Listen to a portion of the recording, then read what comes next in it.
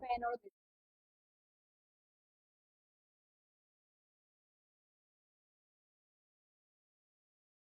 Hello everyone, कैसे हैं आप सभी। Good afternoon to all of you. तो स्टार्ट करें अपने सेशन को। तो आज आपको जैसे कि पता होगा, हमारा जो ये टाइमिंग रहता है 12 से रहता है, लेकिन रेनफॉल इतनी यहाँ पे प्रयागराज में बहुत ज्यादा है, ठीक है। तो उस कारण ये डिले हुआ है। तो आप जुड़ जाइएगा सेशन में, स्टार्ट करेंगे अपने सेशन को और वही एनर्जी के साथ में बैठ जाइएगा पेन पेपर लेके अपना, ठीक है। उसके बाद हमें आज जो सेशन में रहेगा वो हमारा प्रैक्टिस बेस्ड क्वेश्चन रहेंगे। और जैसे कि आपको पता है, आपने सुपर टेट की तैयारी करना स्टार्ट किया है तो उसका सिलेबस देख लिया होगा। तो उसमें हमारा सौरमंडल नाम से आपका जो चैप्टर है के बारे में हम पढ़ने वाले हैं, पूरा का पूरा प्लानिट के अबाउट जो भी आपके रिलेवेंट क्वेश्चन बन सकते हैं या फिर आपके यूनिवर्स से जो क्वेश्चन बन सकते हैं। आपको ध्यान होगा, मैंने आपको पिछले सेशन में कराया था, ठीक है। जैसे कि आपका जो एसएसटी का सेक्शन है वो पूरा वीक जो क्लास चल रही है उसमें 3 दिन आपको पॉलिटी और हिस्ट्री पढ़ने को मिलती है। उसके बाद में 3 दिन आपका ज्योग्राफी और ईवीएस सेक्शन है, ठीक है। तो स्टार्ट करते हैं अपने सेक्शन को, जुड़े रहिएगा सेशन। पहला क्वेश्चन देखो। पहला, उससे पहले आप देख लो यहाँ पे, ये आपका जो दिखा यहाँ पे टीचर्स अकेडमी, देखो आपका टेलीग्राम ग्रुप है, इसके साथ आप जुड़ जाओ। जो भी अपडेट होगी ग्रुप में आपको प्रोवाइड की जाएगी, ठीक है। तो इसमें आप जुड़े होगे तो आपको पता होगा कि हाँ ग्रुप का नाम क्या है और हमें जो भी इंफॉर्मेशन देनी है हम इसके जरिए ही देंगे, ठीक है। और आपके लिए ये नया बैच है एक आपका भावी शिक्षक बैच, ठीक है। तो इससे आप जुड़ सकते हो ऑनलाइन ऑफलाइन दोनों तरीके। अब देखिएगा अपना, सबसे पहले आपका क्या लिखा हुआ है यहाँ पे। पहला क्वेश्चन पढ़ो और आंसर दो, क्या बनेगा, विच इज द राइट वन। तो देखो पहला क्या बोल रहा है यहाँ पे। पहला बोल रहा है सूर्य ग्रहण कब होता है। क्या बोल रहा है, सूर्य ग्रहण कब होता है। तो यहाँ पे लिखा है चतुर्थांश चंद्रमा के दिन, या फिर प्रतिपदा, या फिर किसी भी दिन, या फिर पूर्णिमा को। अब बताओ, देखो आपका जो राइट वन होगा, आपका जो राइट आंसर होगा वो क्या होगा, बताओ जल्दी से। तो देखो आपका राइट वन जो आंसर होगा वो होगा B. B is the right one, मतलब प्रतिपदा। क्योंकि पूर्णिमा को क्या होता है, इस दिन होता है आपका चंद्र ग्रहण। क्या होता है, चंद्र ग्रहण, ठीक है। और इस दिन क्या हो रहा है आपका, सूर्य ग्रहण। और इंग्लिश में बोले तो ये आपका सोलर एक्लिप्स हो जाएगा और ये आपका लूनर एक्लिप्स हो गया, ठीक है। यदि आप देखोगे कि इसकी प्रतिपदा को क्या बोलते हैं, अमावस्या भी बोलते हैं। क्या बोलते हैं, यहाँ पे लिख लो अमावस्या। और इसकी स्थिति क्या होती है, अमावस्या, ठीक है। अब आप देखोगे कि आपका जो सूर्य ग्रहण है कौन सी स्थिति बनती है। तो देखो स्थिति बनती है जब आपका सूर्य ग्रहण होता है तो चंद्रमा बीच में आ जाता है। सूर्य के और पृथ्वी के, चंद्रमा क्या होगा, बीच में आ जाएगा। लेकिन जब आपका चंद्र ग्रहण होगा तो पृथ्वी बीच में आ जाएगी चंद्रमा के और सूर्य की, ठीक है। तो आपको ये दोनों चीजें कंफ्यूजन नहीं होना है इनमें, बिल्कुल याद रखनी है कि कौन सी, मतलब कौन सी चीजें हैं जो बीच में आती है। ऐसे नहीं है कि चंद्र ग्रहण हो रहा है तो चंद्रमा बीच में आएगा ना, नहीं भाई, पृथ्वी बीच में आएगी। पृथ्वी की छाया देन चंद्रमा पर पड़ेगी तभी ना होगा चंद्र ग्रहण, ठीक है। तो ऐसे सोच के थोड़ा अच्छा माइंड में याद रख के और नोट करते जाओ साथ के साथ, ठीक है। तो नेक्स्ट क्वेश्चन पे मूव करते हैं। नेक्स्ट देखो, उक्षल तारे पूछ की दिशा सदैव होती है। तो यहाँ आंसर दो, सूर्य की ओर, आपको बिल्कुल साफ दिख रहा होगा, या फिर सूर्य से दूर, या फिर उत्तर पूर्व की ओर, या फिर दक्षिण पूर्व की ओर, which is the right one, ठीक है। एक बार आंसर बताओ क्या होगा,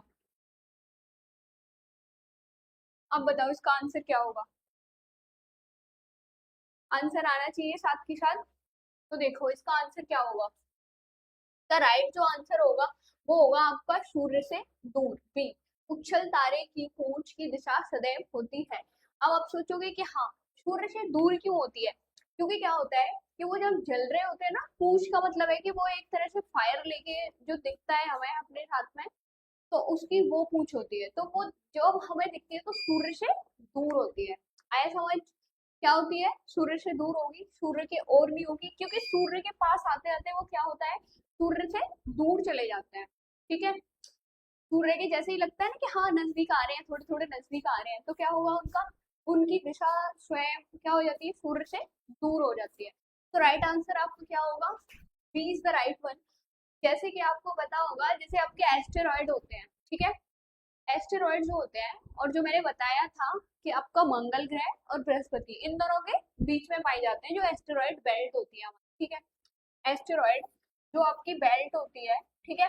तो एस्टेरॉइड जो होते हैं जैसे ही वो हमारे एंटर करते हैं एटमॉस्फेयर में, तो क्या होते हैं, वो जल जाते हैं फ्रिक्शन के कारण, घर्षण के कारण, ठीक है ना। तो ऐसे ही जैसे ही वो पृथ्वी के पास आते जाते हैं तो क्या होता है, वो पूरा जल जाते हैं फ्रिक्शन के कारण। तो ऐसे ही इनका है पिक्सल तारे का, कि वो जैसे ही सूर्य के पास आ रहे होते हैं और फिर लगता है इनके सूर्य से डिस्टेंस ज्यादा नहीं है, तो वो खुद ही उससे दूर हो जाते हैं, ठीक है। आ गया ना। तो आपका राइट आंसर होगा B is the right one, ठीक है। नेक्स्ट देखो, नेक्स्ट है आपका कथनों पर विचार करना है, और यहाँ पे असर्शन रीजन ये दोनों दिए रखे हैं। असर्शन रीजन के क्वेश्चन है, पढ़ो इनमें। और देखो जो भी आपका फ्रेमिंग कंडक्ट हो सकती है एग्जामिनर के द्वारा एग्जाम में, वही आपको बिल्कुल यहाँ पे कराई जा रही है। तो फर्स्ट देखो आपका कथन क्या बोल रहा है, पृथ्वी जून की अपेक्षा दिसंबर में तीव्रतर गति से भ्रमण करती है, ठीक है। फिर लिखा हुआ है यहाँ पे पृथ्वी की गति सर्वोच्च होती है जब वह सूर्य से निकटतम दूरी पर होती है। देखो यहाँ बोला है कि जून की अपेक्षा दिसंबर में, ठीक है। तो हाँ ये बिल्कुल सही है, पृथ्वी जून की अपेक्षा दिसंबर में तीव्रतर वृद्धि करती है। जो ये अपना परिक्रमण और घूर्णन दोनों जो गति करती है, जो कि मैं आपको बिल्कुल अच्छे से पढ़ा चुकी हूँ और विद थ्योरी पढ़ाई है। यदि आपको नहीं पता है इनके बारे में तो इसी चैनल पे जाके आप विजिट कर सकते हो, ठीक है। पृथ्वी की गतियां, वो आपका नेम है चैप्टर का, तो वहां जाके आप बिल्कुल देख सकते हो, ठीक है। तो हाँ ये बिल्कुल सही है। फिर इसमें लिखा हुआ है पृथ्वी की सर्वोच्च होती है जब वह सूर्य से निकटतम दूरी पर होती है, ये भी बिल्कुल सही है, ठीक है। अब देखो कि दो स्थितियां होती हैं आपकी, एक तो होती है सूर्य से बहुत दूर हो गई, एक मैक्सिमम पॉइंट है उससे दूर नहीं जाएगी, मतलब वहां बहुत दूर जा चुकी है, ठीक है। एक होता है कि हाँ सूर्य के पास में है पृथ्वी, उससे ज्यादा नियरेस्ट नहीं आ सकती है। तो उन दोनों कंडीशंस को क्या बोलते हैं हम, जैसे चंद्रमा की होती है तो उसे बोलते हैं हम, यदि पास में है तो पेरिजी और दूर है तो एपिजी, ठीक है। ऐसे ही हम सूर्य की बोलते हैं, तो सूर्य की क्या क्या बोलते हैं, पेरिहीलियन बोलेंगे पास में है तो, और दूर है तो उसे क्या बोलेंगे, एपिहीलियन, ठीक है। यहाँ पर लिख लो, नोट कर लो, पेरिहीलियन। और ये याद भी ऐसे ही करनी है जैसे इनका प्रोनाउंसिएशन चल रहा है, पेरिहीलियन हो गया, एपिहीलियन, ठीक है। ये होगा जब ये दूर है, ठीक है, दूर है। और ये कब होगा, जब पास है, ठीक है? तो ये सन की स्थिति बताई है मैंने, क्लियर है सन की। तो आपको दोनों के दोनों बिल्कुल सही है। तो दोनों सही है तो भाई इसमें भी दोनों सही है, इसमें भी, लेकिन यहाँ लिखा है आर ए की सही व्याख्या है, ये बिल्कुल सही है, ए इज द राइट वन, ठीक है। आर ए की सही व्याख्या है। व्याख्या कैसे पता पड़ता है हमें सही है कि नहीं है, वो ऐसे पता पड़ेगा कि पृथ्वी जून की अपेक्षा दिसंबर में तीव्रतर गति से भ्रमण करती है, ठीक है। क्योंकि पृथ्वी की गति सर्वोच्च होती है जब वह सूर्य से निकटतम दूरी पर होती है। इसका मतलब है कि जब आपका दिसंबर होता है तो सूर्य पास में होता है पृथ्वी के, मतलब पृथ्वी पास में होती है सूर्य के। अब कॉन्सेप्ट समझ आया आपको कि क्यों जून की अपेक्षा दिसंबर में इसकी तीव्रतर गति होती है, वो इसलिए होती है क्योंकि जून में जो पृथ्वी है अपना परिक्रमण करते हुए, घूर्णन करते हुए सूर्य के बिल्कुल पास में आ जाती है, इसलिए।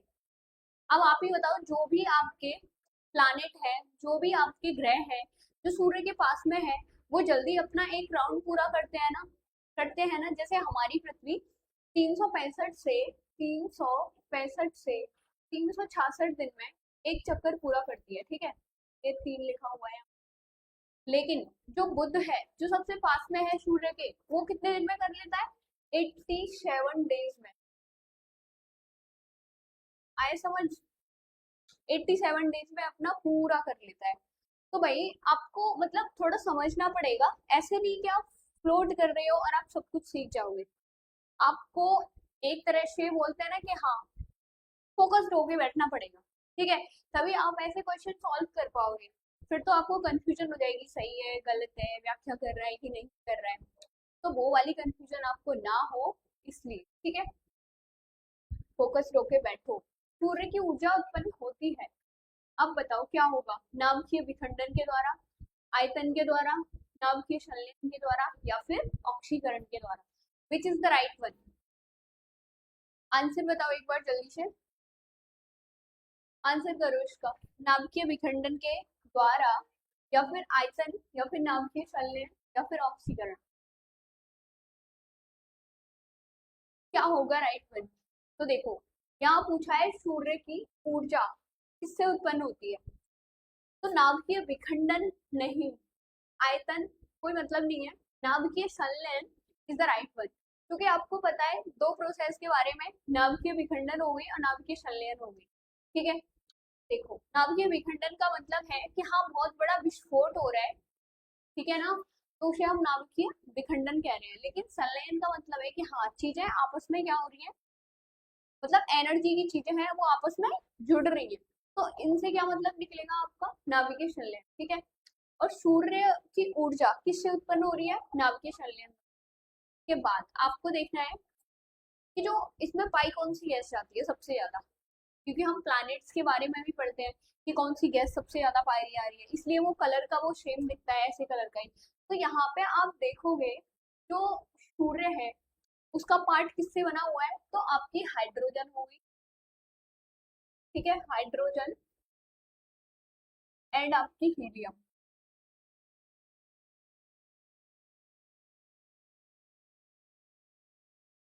ठीक है, तो इन दोनों के दोनों गैसेस से मिलकर मैक्सिमम पार्ट किसका बना हुआ है, सूर्य का। सबसे ज्यादा तो देखो हाइड्रोजन है 70%, के बाद में फिर हीलियम से बना हुआ है। क्लियर है? ऐसे ही हम शनि ग्रह के बारे में पढ़ते हैं, उसमें हाइड्रोजन, हीलियम, नाइट्रोजन, मीथेन, ये सारी गैसेस पाई जाती हैं।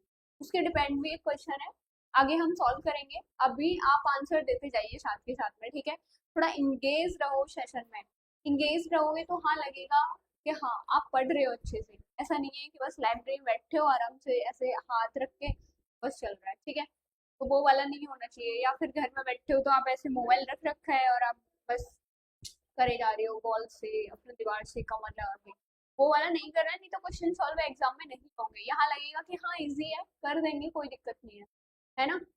नेक्स्ट देखो, नेक्स्ट है आपका शनि ग्रह के वायुमंडल में निम्न में से कौन सी गैस सबसे अधिक मात्रा में पाई जाती है। ठीक है, शनि ग्रह के वायुमंडल में, अब इनमें से देखो नाइट्रोजन है या कार्बन मोनोऑक्साइड है, मिथेन है या फिर SO2 मतलब सल्फर डाइऑक्साइड। अब बताओ क्या बनेगा राइट वन का, आंसर बताओ एक बार जल्दी से। शनि ग्रह के वायुमंडल, तो देखो भाई इधर देखो, शनि ग्रह के वायुमंडल में पहले तो पाई कौन सी आती है, देखो शनि ग्रह के बारे में पहले तो चीजें लिखो जो इम्पोर्टेंट है आपके लिए। शनि ग्रह एक तो ये हमारा सेकंड लार्जेस्ट है पूरे सोलर सिस्टम का, कैसा है ये, सेकंड सबसे बड़ा है, तो सेकंड लार्जेस्ट है। ठीक है, सेकंड लार्जेस्ट हो गया। उसके बाद में ये डेंसिटी, जो इसका घनत्व है, सबसे हल्का ग्रह है ये। शनि जो है क्या है, घनत्व इसका क्या है, सबसे कम है, तो सबसे कम है। ठीक है, उसके बाद में नेक्स्ट पॉइंट आपको लिखना पड़ेगा, ये कौन से ग्रह की कैटेगरी में आता है, आपको ये बोला जाए तो ये आता है हमारे आउटर प्लानिट में। ठीक है, क्योंकि जब स्टार्टिंग से हम देखें तो आपका बुध आता है, शुक्र आता है, पृथ्वी, मंगल, ये चारों के चारों कैसे हैं, इनर प्लानिट। उसके बाद में फिर आपका बृहस्पति है, शनि है, अरुण है एंड वरुण है, ये चारों कैसे प्लानिट है आपके, आउटर प्लानिट। आया समझ? ठीक है, तो यहाँ पे लिख लो आउटर प्लानिट है।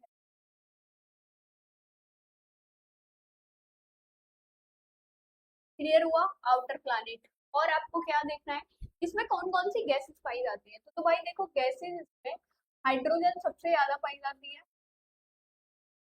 ठीक है, हाइड्रोजन हो गई आपकी, उसके बाद में आपकी हीलियम हो गई,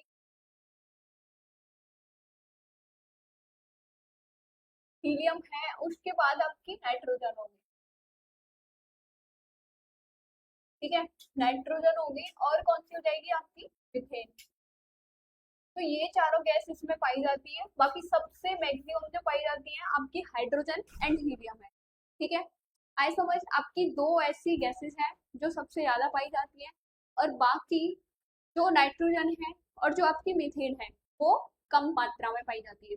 लेकिन जब हम ऑप्शन में देखेंगे तो इन चारों में से सल्फर मतलब मीथेन ऐसी है जो कि सबसे ज्यादा है, क्योंकि हम ऑप्शन के अकॉर्डिंग आंसर दे रहे हैं ना। ऐसे नहीं है कि मतलब ये पाई जाती है, ये तो है ही नहीं ऑप्शन में, हम तो सॉल्व करेंगे ही नहीं। तो भाई सॉल्व करना है, ऑप्शन के अकॉर्डिंग आपको आंसर देना है, ठीक है, क्योंकि एग्जामिनर ट्विस्ट करेगा क्वेश्चन आपको कंफ्यूज करने के लिए, आपका टाइम वेस्ट करने के लिए।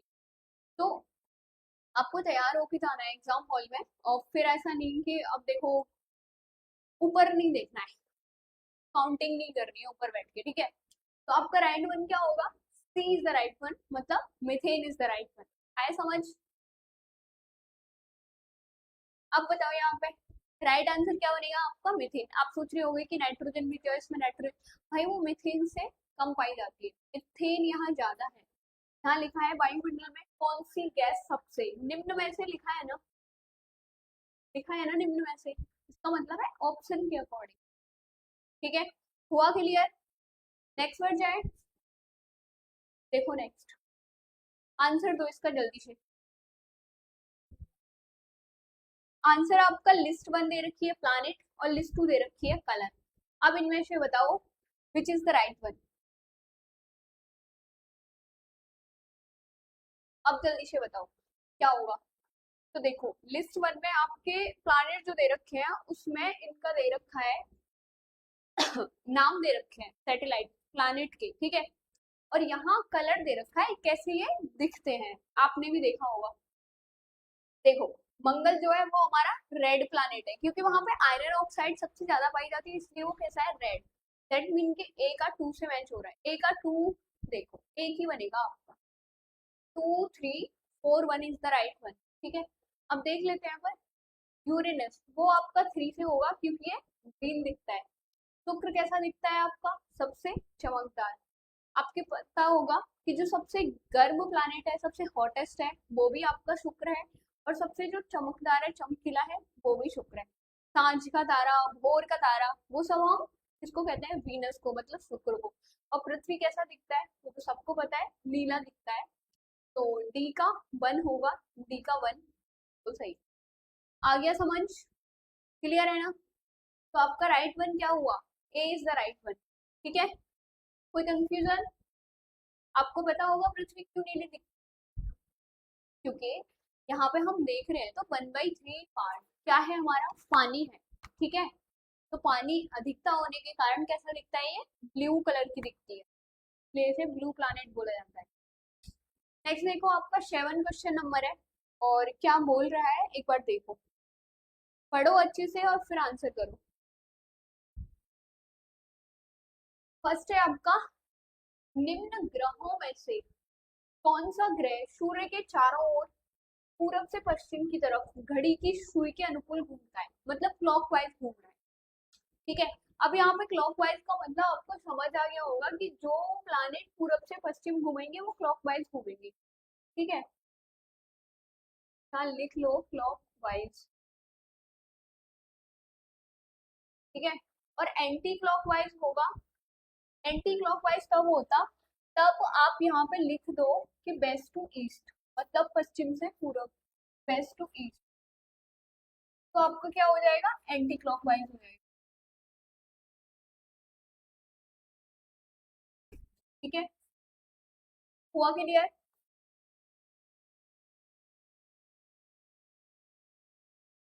क्लियर है? तो आप समझ गए ना एंटी क्लॉकवाइज और क्लॉकवाइज का मतलब। अब यहाँ पे देखो कि कौन सा ग्रह घूमता है इसमें से। तो भैया आपने भी पढ़ा होगा और मैंने आपको पढ़ाया भी है कि जो आपका शुक्र है और जो आपका अरुण है, अरुण ग्रह, ठीक है, अरुण के बाद में वरुण आता है, तो सेकंड लास्ट जो हमारा ग्रह से हम अरुण कहते हैं। तो भाई शुक्र हो गया और अरुण हो गया, दोनों के दोनों क्या है, कैसे घूमते हैं वो, क्लॉकवाइज घूमते हैं। दैट मीन कि वो पूरब से पश्चिम घूम रहे हैं। अब आप सोच रहे होगे कि मैम हमारी पृथ्वी भी तो एंटी क्लॉकवाइज घूमती है, वो भी तो पश्चिम से पूरब परिक्रमण करती है अपना। तो भाई हाँ बिल्कुल सही बात है, सारे के सारे प्लैनेट भी ऐसे ही करते हैं, लेकिन ये दो प्लैनेट ऐसे हैं जो कि कैसे करते हैं, क्लॉकवाइज करते हैं, ठीक है। और क्लॉकवाइज का मतलब है कि पूरब से पश्चिम, ठीक है। हुआ क्लियर? राइट आंसर क्या बनेगा आपका? C is the right one. एक बार यहाँ लिख लो कौन कौन से ऐसे दो ग्रह हैं। तो एक आपका अरुण हो गया और एक आपका हो गया शुक्र। ठीक है, क्लियर हुआ? अरुण और Shukra is the right one. तो आंसर क्या बनेगा आपका? C is the right one. Clear है? C is the right one. Next देखें। नेक्स्ट देखो, पृथ्वी के तरल क्रोड से भिन्न चंद्रमा का क्रोड है। अब बताओ इसका राइट वन क्या होगा? यहाँ देखो, प्लाज्मा है या वाष्पशील गैस या फिर शांत द्रव या फिर आपका ठोस। क्या है? पृथ्वी के तरल क्रोड से भिन्न चंद्रमा का क्रोड है। अब बताओ राइट वन क्या बनेगा? तो भाई देखो, राइट वन जो बनेगा वो आपका बनेगा सी इज द राइट वन। ठीक है, क्योंकि पृथ्वी का जैसे क्रोड है तो वो ठोस है, लेकिन जो चंद्रमा का है वो कैसा है? द्रव, लिक्विड। तो राइट वन क्या बनेगा आपका? C is the right one. हुआ clear? C is the right one. क्यों बनेगा? अब वो आपका क्यों समझना है आपको। देखो, जो हमारी पृथ्वी है, आपको भी पता है कि एक आपका घूर्णन गति करती है और एक करती है परिक्रमण गति। घूर्णन गति जो होती है वो अपने अक्ष पर घूमती है, ठीक है। और जो आपकी परिक्रमण गति है वो क्या कर रही है? ये सूर्य के चारों ओर घूमती है। तो जो आपकी परिक्रमण गति है, क्या है आपकी? परिक्रमण गति है, उसे ये पूरा करती है। और 366 से 365 दिन, ठीक है। और कितना क्या होता है इसकी वजह से? तो देखो, मौसम ऋतुएं परिवर्तन होना वो इसी की वजह से होता है, ठीक है। ऋतुएं परिवर्तन हुआ क्लियर? ऋतुएं परिवर्तन, जो ये तो हो गया हमारा परिक्रमण गति, ठीक है।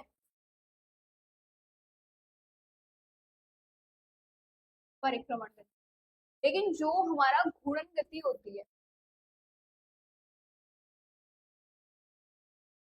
घूर्णन गति जो होती है वो कर देती है 24 आवर्स, ठीक है। तो 24 आवर्स का हमारे यहाँ एक दिन, एक दिन।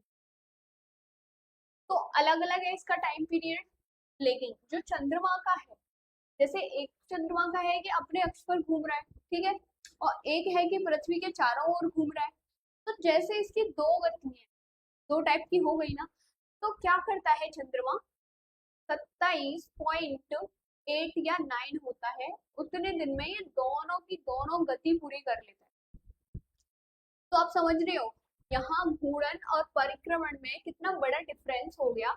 लेकिन जो आपका चंद्रमा है वो तो एक ही साथ दोनों गतियों को पूरा कर ले रहा है, ठीक है, एक साथ कर ले रहा है। तो इसीलिए क्या है आपका? C is the right one, चंद्र। अब बताओ, कोई कंफ्यूजन? ऑल क्लियर ना? नेक्स्ट बढ़ जाए। नेक्स्ट देखो, इन ग्रहों पर क्या करना है? सही क्रम कौन सा है आपको बताना है कि ये सूर्य के पास से, ठीक है, सूर्य के पास से दूर में कौन सा इनका क्रोनोलॉजिकल जो सिस्टम है वो वाला ठीक होगा। यहाँ आपको देखना है कौन सा कोड बनेगा। राइट वन, 1 2 3 4 बनेगा, 2 3 4 बने, या फिर 4 3 2 1, या फिर 4 3 1 2। विच इज द राइट वन? जल्दी से बताओ, विच is the right one? Answer आना चाहिए। आंसर करो भाई, साथ के साथ बस बैठे मत रहो सेशन में, ठीक है। देखो, यहाँ हमें आंसर तब निकल के आएगा, तब हमें पता होगा कि हाँ, जब हम देखते हैं पूरा क्रोनोलॉजी स्टार्टिंग से लास्ट तक कौन से ग्रह के नाम है। तो एक बार देखो, जैसे ये हो गया हमारा सन, ठीक है। अब यहाँ से हम देखे जा रहे हैं तो सबसे पहले क्या आएगा आपका? बुध आता है, ठीक है, सबसे नियरेस्ट यही है आपका। फिर क्या आता है आपका? शुक्र आता है, ठीक है। फिर क्या आता है आपकी? पृथ्वी, जहाँ हम रहते हैं। के बाद में आपका मंगल आ जाएगा, ठीक है। उसके बाद में क्या आएगा? बृहस्पति। उसके बाद में आएगा आपका बृहस्पति के बाद में शनि। और फिर आएगा आपका अरुण। और फिर आपका आएगा वरुण। हुआ क्लियर? बृहस्पति, शनि, अरुण एंड वरुण। ठीक है, इट्स क्लियर ना? अब आपको दिख रहा होगा कि यहाँ भी सेम ऐसे ही पूछा है, तो भाई यहाँ बुध भी दे रखा है, तो सबसे पहले बुध वाला आएगा। दैट मीन के ये और ये दोनों के दोनों रॉन्ग हो गए। बच्चे आपके दो ऑप्शन, वो है आपके सी एंड डी। अब बताओ, इनमें 4 आ रहा है, 3 भी आ रहा है, दोनों कंटिन्यू है, का मतलब है कि बुध आएगा, उसके बाद में शुक्र आएगा। ये बिल्कुल मतलब डाउट नहीं है इसमें, ये रियल है। बुध आएगा, शुक्र आएगा, आप ही यहाँ पे देख रहे हो, फिर बृहस्पति आता है, फिर शनि आता है। तो 4 3 1 2, 1 2 का मतलब है D is the right one. हुआ क्लियर? ऑल राइट ना?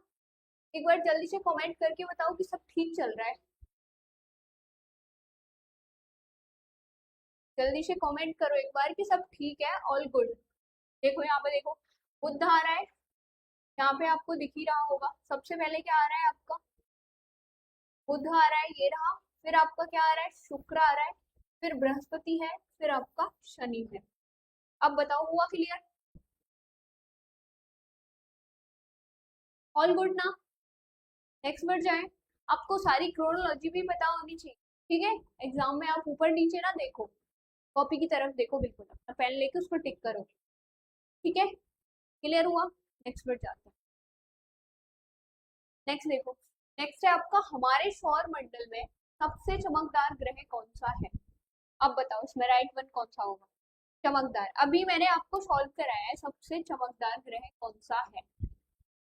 तो भाई यहाँ ऑप्शन देखो, चंद्रमा, ये तो बिल्कुल कट गया, चंद्रमा तो है ही नहीं ना, प्लानेट ही नहीं है भाई, ये तो सैटेलाइट है पृथ्वी का, तो ये तो हो जाएगा राउंड। फिर आता है आपका शुक्र है, मंगल है, या फिर बुध है। अब बताओ, सबसे चमकदार, तो वो है आपका B is the right one, मतलब शुक्र है, जिसे हम बोलते हैं बी को पृथ्वी की बहन। क्या बोलते हैं? पृथ्वी की बहन। क्यों बोलते हैं पृथ्वी की बहन? तो वो इसलिए क्योंकि ये आकार में, घनत्व में बिल्कुल पृथ्वी जैसा दिखता है, इसलिए शुक्र को हम क्या बोलते हैं? लिख लो एक बार जल्दी से, शुक्र को बोलते हैं हम पृथ्वी की बहन।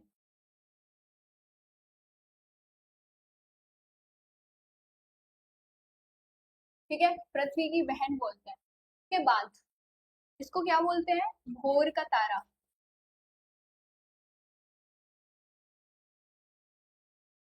ठीक है, इसे हम भोर का तारा बोलते हैं, और क्या बोलते हैं? सांझ का तारा।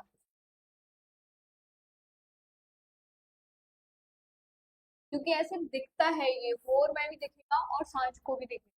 ठीक है, भोर का मतलब ये सुबह से है यहाँ। और मंगल के बारे में देखो तो ये रेड प्लैनेट है, क्योंकि यहाँ आयरन ऑक्साइड सबसे ज्यादा है।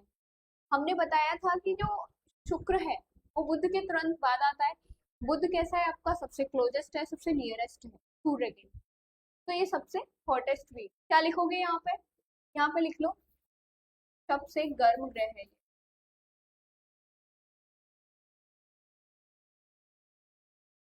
ठीक है, हॉटेस्ट प्लैनेट। नेक्स्ट पढ़ो। नेक्स्ट है आपका दो ग्रह जिसके उपग्रह नहीं है, वे हैं। दो ग्रह जिसके उपग्रह नहीं है। अब बताओ, इनमें से किसके सैटेलाइट नहीं है अपने खुद के? इनमें से बताओ। पृथ्वी एवं बृहस्पति है, बुध एवं शुक्र है, बुध एवं शनि है, या शुक्र एवं मंगल है। अब बताओ, विच इज द राइट वन? जल्दी से पढ़ो और आंसर करो, पता होना चाहिए आपको। आंसर करो भाई, क्या होगा?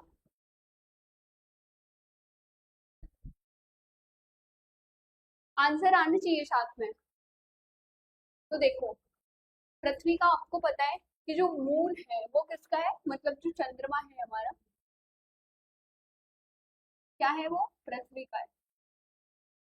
ठीक है, तो आपका पहला क्वेश्चन जो है, पहला ऑप्शन जो है वो तो हो गया एलिमिनेट। अब हम देख रहे हैं कि शुक्र एवं मंगल लिखा हुआ है यहाँ पे।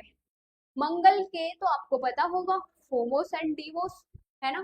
तो लिखो यहाँ पे फो, एक मिनट, क्या लिखो? फो एंड डीवोस,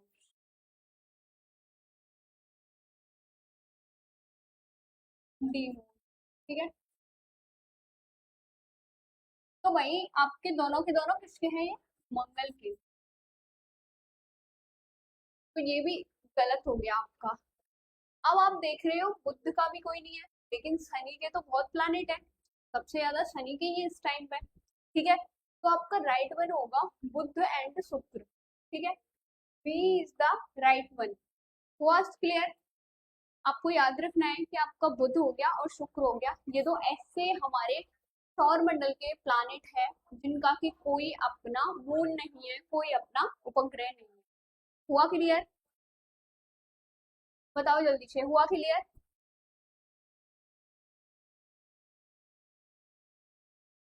ऑल क्लियर ना?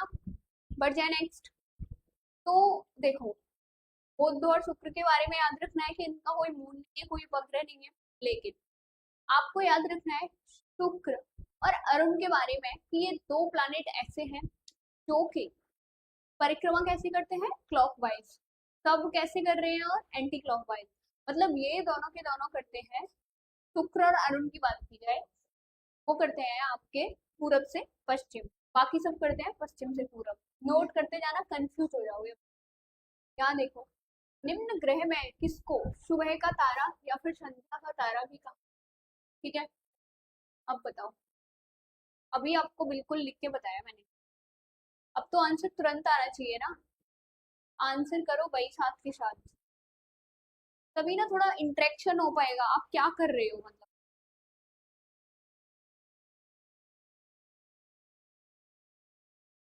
आंसर करो साथ के साथ, इंगेज रहो सेशन में थोड़ा। तो क्या बनेगा राइट वन? बुध है, शुक्र है, मंगल है या शनि? तो देखो, आपका जो राइट वन बनेगा वो बनेगा आपका शुक्र, मतलब वीनस। क्या बोलते हैं हम इसे? वीनस, ठीक है, वीनस। अब इसे हम क्या बोल रहे हैं, ये पृथ्वी के जस्ट पहले आता है, तो हम इसे क्या बोलते हैं? पृथ्वी की बहन, ठीक है, ठीक है, सिस्टर ऑफ अर्थ भी बोलते हैं। अब मेरे को आप बताओ जल्दी से कि जो शुक्र है वो किसके बाद में आता है, और कौन से प्लैनेट की कैटेगरी में आता है, इनर प्लैनेट या फिर आउटर? आप बताओ जल्दी से आंसर करके, आंसर आना चाहिए कि आपका ये इनर है या फिर आउटर है। दोनों के आगे क्वेश्चन मार्क लगा।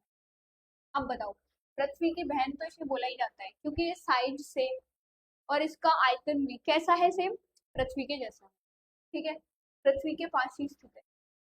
नेक्स्ट देखो, आपका पृथ्वी की जुड़वा बहन कहे जाने वाले ग्रह का नाम। अब भाई इसमें आपको बिल्कुल भी परेशानी नहीं होगी आंसर करने में, आपका तुरंत झट से आंसर आना चाहिए। आंसर क्या बनेगा इसका, विच इज द राइट वन? जल्दी से आंसर बताओ। बुध होगा, शुक्र होगा, मंगल होगा या फिर Pluto?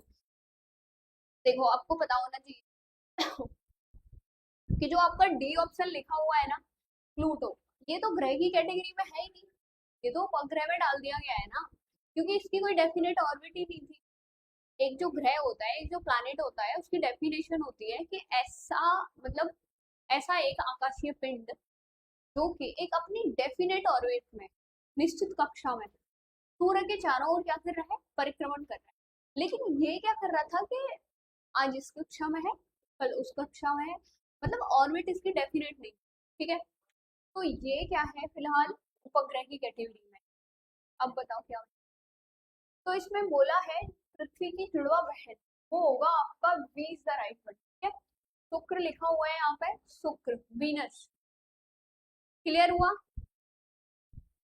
Venus is the right one. अब कोई कंफ्यूजन हो तो बताओ।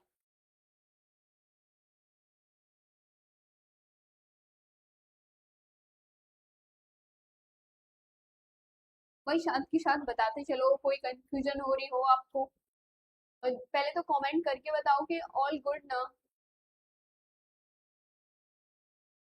सब ठीक चल रहा है।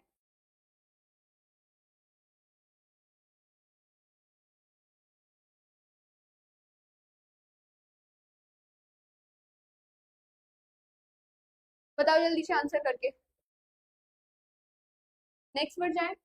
तो आपका राइट वन क्या हो गया, B is the right one, मतलब शुक्र। नेक्स्ट देखो, आपका निम्न युग्मों में से कौन सा सुमेलित नहीं है? अब बताओ विच ऑफ द नॉट, कौन सा मैच नहीं है। तो देखो भाई, यहाँ लिखा हुआ है सौर मंडल का सबसे बड़ा ग्रह वो बृहस्पति है, ये बिल्कुल राइट है आपका। क्योंकि जब हम आकार के आधार पर देखते हैं तो सबसे पहले आपका बृहस्पति आता है, देन फिर शनि आता है, फिर अरुण वरुण आते हैं दोनों, और फिर आपका पृथ्वी हो गया। ये ऐसे स्टार्ट हो जाता है पूरे, ठीक है। पृथ्वी आपका पांचवा सबसे बड़ा ग्रह है सौरमंडल का। क्या है पृथ्वी आपका पांचवा सबसे बड़ा ग्रह। फिर लिखा हुआ है सौरमंडल का सबसे छोटा ग्रह वो बुध है, हाँ बिल्कुल बुध है। फिर लिखा हुआ है सौरमंडल का सर्वाधिक चमकीला ग्रह, ये भी सही है, अभी पढ़ाया। लेकिन सौरमंडल का जो मंदतम गति वाला ग्रह है वो मंगल नहीं है, ये बन जाएगा आपका गलत। क्यों बनेगा गलत? क्योंकि भाई जो आपका मंदतम गति का मतलब है कि सूर्य के चारों ओर घूम रहा है, जो सबसे ज्यादा दिन में अपनी परिक्रमण काल पूरा कर रहा है, तो वो आपको भी दिमाग में आ जाना चाहिए बिल्कुल अच्छे तरीके से कि जो ग्रह सबसे दूर होगा वही ना करेगा सबसे दिनों में इसकी परिक्रमण काल को पूरा, वही होगा ना सबसे मंदतम गति वाला, होगा ना। जो सबसे पास में है वो जल्दी जल्दी कर ले रहे हैं। तो भाई मंगल तो नहीं होगा, मंगल हो गया गलत। आपका जो राइट बनेगा वो यही बनेगा, मतलब ये राइट वन है, ठीक है। आंसर क्या बनेगा आपका, D is the right one, ठीक है। अब यहाँ पे देखो, D is the right one तो ठीक है, लेकिन ऐसा कौन सा है जो सबसे मंदतम गति से, तो वो है आपका जैसे हम देखते हैं ना कि बृहस्पति हो गया, शनि हो गया, अरुण हो गया, वरुण हो गया। तो वरुण जो ग्रह है आपका, वरुण ग्रह जो है वो क्या है, वो बनेगा राइट वन, ठीक है। वरुण ग्रह इज द राइट वन, ठीक है। क्योंकि ये सबसे दूर स्थित है। जब हम पूरा क्रोनोलॉजी देखते हैं ना स्टार्टिंग से एंड तक, तो सबसे दूर आपका कौन सा है, वो है आपका वरुण ग्रह, ठीक है। वरुण ग्रह सबसे दूर है इसलिए सबसे मंदतम गति करता है, और बहुत इसे वर्ष लग जाते हैं इसका परिक्रमण काल पूरे होने में। हुआ क्लियर? एक बार कमेंट करके बताओ जल्दी से, ऑल क्लियर ना, ऑल राइट, आपको समझ आ रहा है जो भी आपको सॉल्व कराया जा रहा है, समझ आ रहा है या फिर ऐसे ही चल रहा है सब कुछ? जल्दी से बताओ आंसर करके। पहले कमेंट करो कि आपको सब कुछ समझ आ रहा है, ऑल क्लियर है ना, कोई कंफ्यूजन तो नहीं है, कोई डाउट तो नहीं क्रिएट हो रहा है। नेक्स्ट बढ़ जाए फिर, नेक्स्ट ही बढ़ते हैं, ठीक है। आपका मुझे नहीं लग रहा है कोई डाउट या कंफ्यूजन है अभी,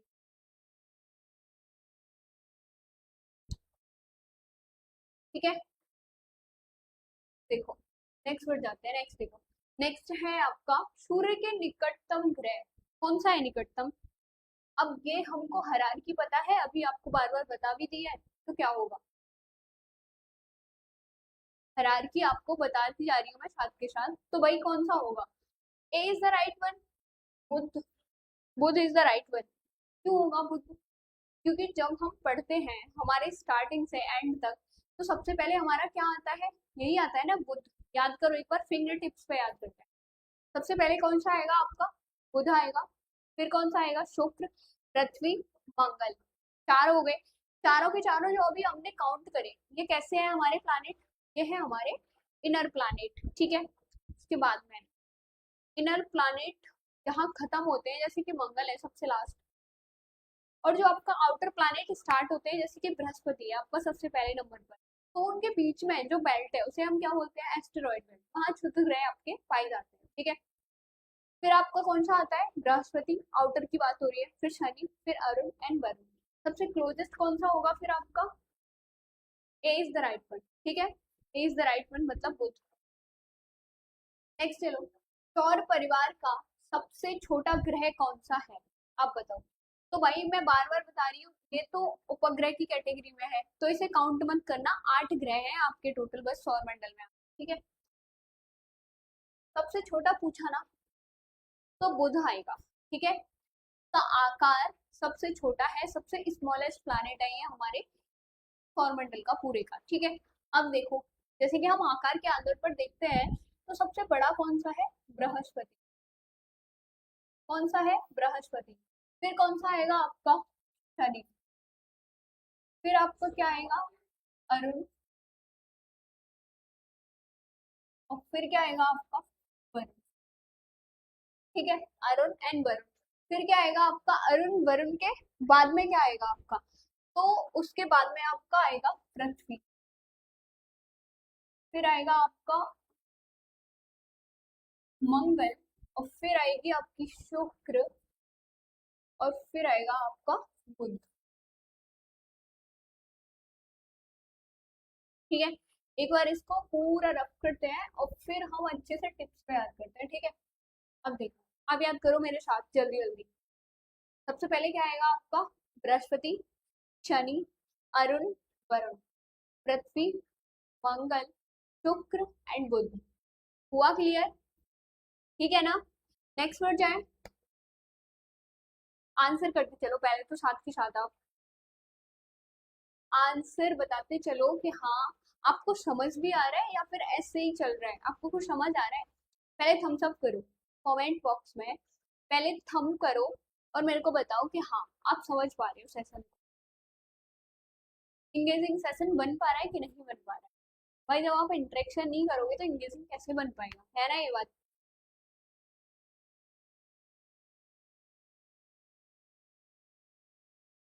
जल्दी से बताओ कि हाँ सब कुछ समझ आ रहा है, थम्स अप करो एक बार, फिर नेक्स्ट वर्ड जाएंगे। ठीक है, देखो नेक्स्ट क्वेश्चन पे चलते हैं। क्वेश्चन नंबर 17, अंतरिक्ष यान मंगल मैगलन, हाँ अंतरिक्ष यान मैगलन किस ग्रह पर भेजा गया, आप बताओगे इसके बारे में मुझे। ठीक है, ये आपके एज ए होमवर्क होगा, बस मैं थोड़ा सा आपको बता दूंगी और वो बताऊंगी कि हाँ अंतरिक्ष यान जो मैगलन है वो मंगल ग्रह के लिए भेजा गया था, के द्वारा भेजा गया था। तो भाई देखो ये यूएसए के द्वारा भेजा गया। ठीक है, यूएसए के द्वारा भेजा गया मंगल ग्रह पर। लेकिन आप मुझे बताओगे कि हाँ ये कब भेजा गया। ठीक है, बताओ राइट वन, आप बताओगे मुझे कब भेजा गया था, विच ईयर बताओ पहले तो, कौन सा वर्ष है। अब यूएसए ने भेजा तो आपको इतना समझ आना चाहिए कि नासा ने भेजा है, स्पेस एजेंसी है। ठीक है, आप बताओगे विच। ठीक है, मैंने आपको जूनो मिशन भी बताया था, जूनो मिशन भी नासा का था, लेकिन वो किसके लिए था, बृहस्पति के लिए। ठीक है, और हमारे जैसे हम मंगल ग्रह पर हमने एक मूवी पढ़ी है मिशन और मंगल। ठीक है, तो हमारे साइड से भी हाँ मंगल पर हम भेजते रहते हैं। ठीक है, और हमने ये भी पढ़ा है कि पृथ्वी से अलग कोई प्लानिट है तो वो रहने के लिए उपयुक्त जो सुविधाएं हमें मिल सकती है, तो वो कौन सा है, ओनली और ओनली हमारा मंगल ही है ऐसा, बाकी रहने की सुविधाएं कहीं भी अवेलेबल नहीं है। आया समझ आपको। ठीक है, नेक्स्ट वर्ड जाए। नेक्स्ट देखो आपका, नेक्स्ट देखो राइट वन क्या बनेगा, विच इज द राइट वन, अब बताओ विच is the right one.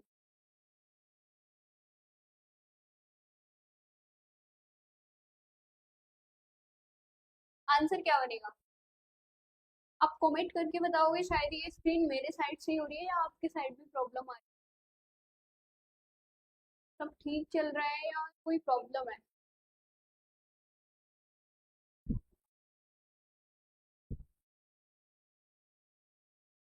I think आप बताओ एक बार, क्लास बंद होती है क्या बीच बीच में, कुछ ऐसा प्रॉब्लम आ रहा है क्या।